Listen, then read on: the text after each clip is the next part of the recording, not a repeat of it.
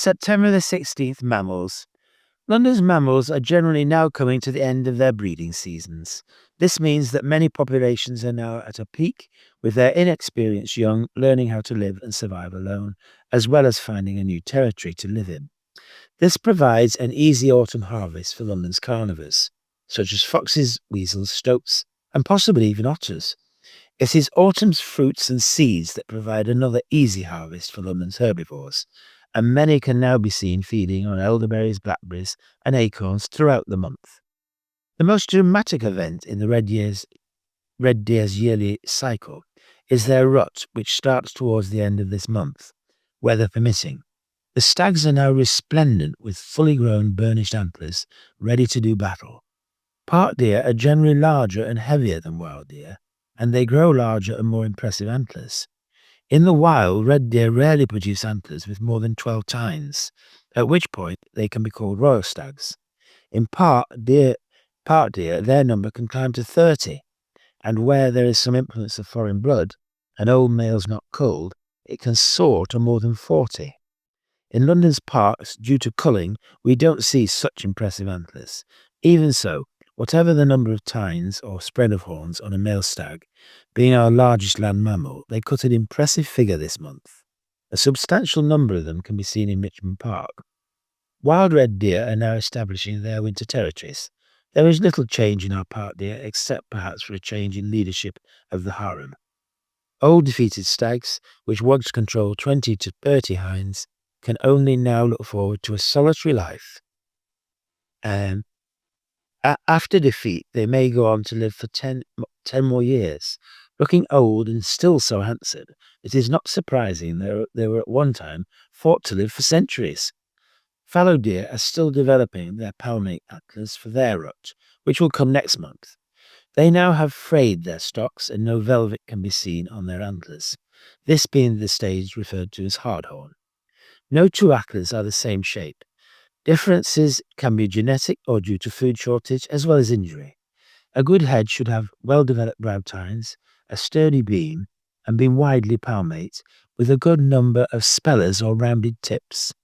Plenty of leaping and chasing can be seen this month among the does and their fawns, especially in their play rings. Rarely seen, roebucks after their rut are even more secretive and solitary than usual, but like all our deer are now enjoying the hips and haws of autumn. Young badgers are now almost the size of their parents. Badgers are one of the most family-orientated of all our mammals.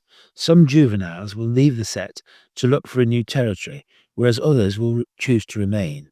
Even the ones that leave may well return later. They continue to raid wasp nests and in September are partial to apples, blackberries, and even fungi, especially if the weather is dry and it is difficult to find earthworms. As ever, you may well come across straw and grass on their trails, indicating yet another change of bedding in the set. Foxcubs are now looking much more like their parents as they develop their full adult colours. Like their parents, they now seem to trot rather than walk, and twitch their tail more like a cat than a dog. Earths, being only used to rear young and act as nurseries, are now forgotten. Foxes are essentially surface dwellers and may now be seen sleeping during the day in one of their several lairs. These are often in London's quieter and more abandoned gardens, where they can often be seen curled up with their tail acting as a wrap and laid over their nose as they sleep. Young hedgehogs are also now fully grown and being driven away by their mothers, who may be pregnant again. These young, especially the males, may wander up to 2 miles at night, taking advantage of any windfall fruit they chance to encounter. Their diet has always been in dispute.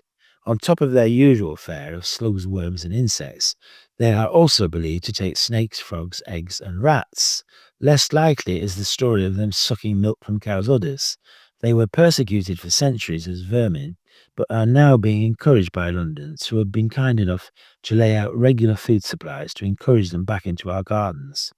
Even though hedgehogs are wanderers, they will keep returning, often in numbers, to any safe place where they are regularly fed. If rabbits or hares are seen this month, they are invariably grazing. Rabbits can happily graze a down to less than an inch, as there are so few plants they find distasteful. Their activities don't interfere with hares, who prefer to live in longer grass, where they eat the leaves and shoots, leaving the grain for mice.